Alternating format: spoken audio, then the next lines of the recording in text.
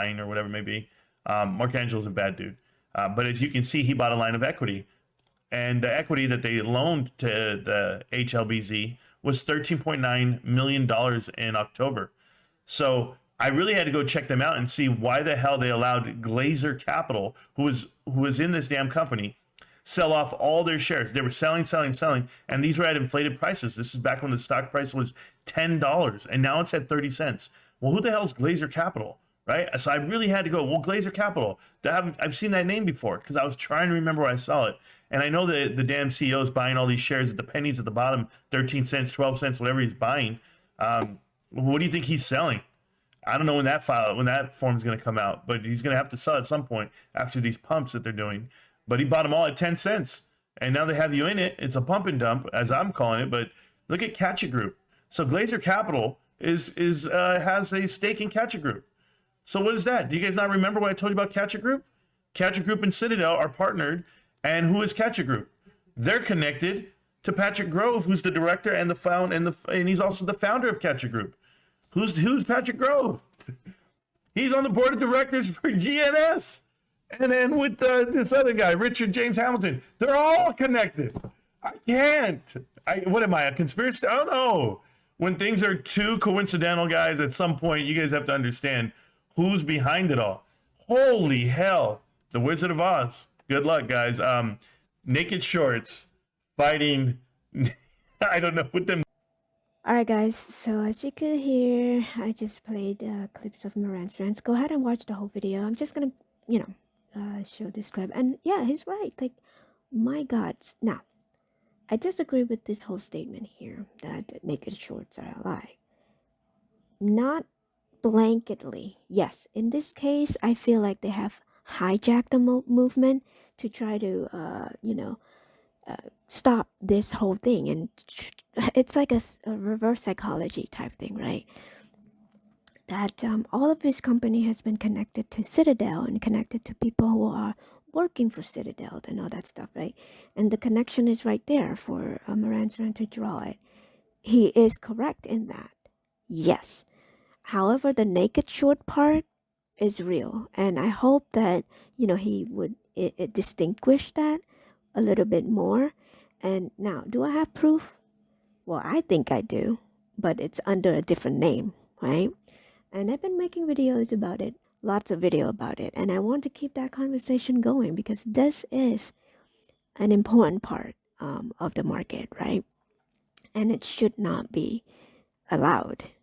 Yes, it's it's legal for them to do, but that does not mean it should be allowed. It's predatory. It's stealing. It's everything that, is wrong about the market because it overinflate the supply, right? If you take people's money that you promise to buy security for them, then you should buy it. You should own it even, right? This is a financial statement, in 2019, right? Of course, I know it's a long time ago, but if you look back years and years, I'm sure you see this term right here. It says, security sold, not yet purchased. Let me make it bigger so you could see. So what is this term, do you think? To me, that's naked shorting right there. It means that if you search on Google, security sold, not yet purchased, it means that it represents a obligation for the company to purchase the specific financial instrument. It could be stocks, it could be bond, it could be anything.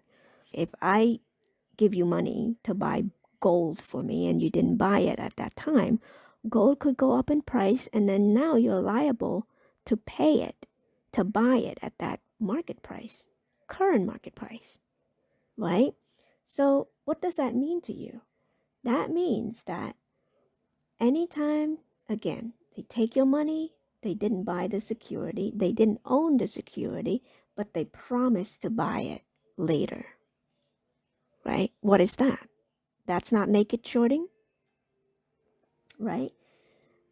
And yes, to Moran's point, yes, it is legal for them to do. Again, but my point is that just because it's legal doesn't mean it's the right thing to do and that it should stay. To me, this is a risk in the system that should not be there.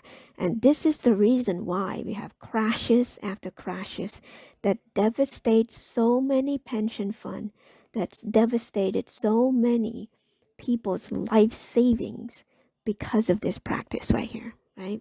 Now that's just one institution, right? $1.5 billion. Well, let's look at Goldman Sachs. This is Goldman Sachs balance sheet. Financial instruments sold, not yet purchased. The same thing. What is that? This is expressed in million, okay? So close to $80 billion in securities sold, not yet purchased, okay? And then here's another one. This one is a smaller one, right? Fifth Third Security, whatever. Never heard of them, but same deal. $200 million right there, right? Of money that they hold in their account that they are liable for. See, liability. What is this one? Express in 1,000. Same thing, right? Right here. Security sold, not yet purchased, and derivative. Okay, look at this. $1.7 billion. What is it so far? $82 billion so far. Just those three. What is this? This is JP Morgan. Okay, JP Morgan Security, financial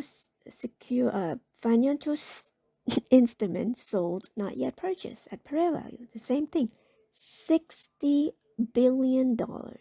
Okay, this is expressed in millions, so that amounts to that.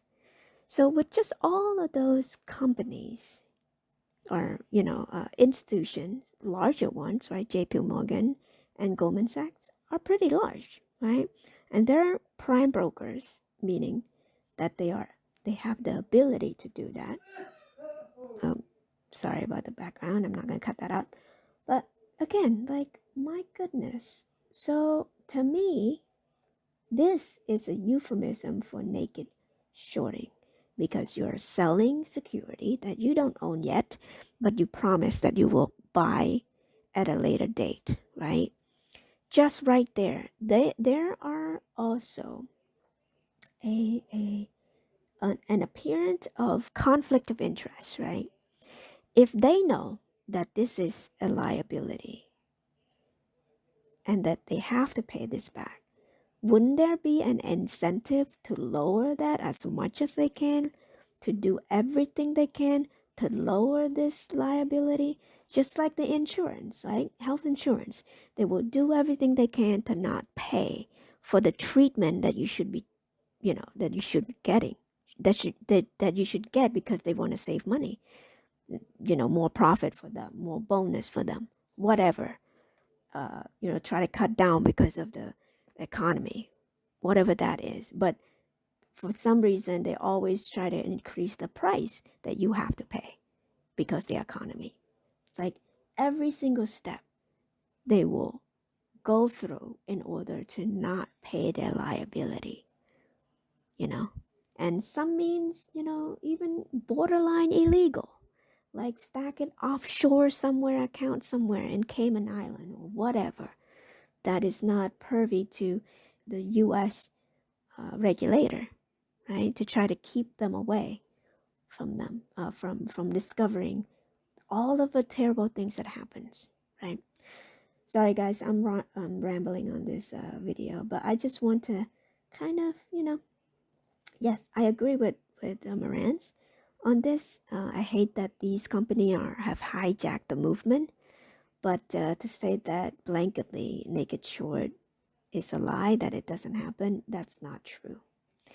But anyway, I respect the guy, but again, just a different opinion here. Okay. All right, that's all I have for this one. Thank you for watching. Bye.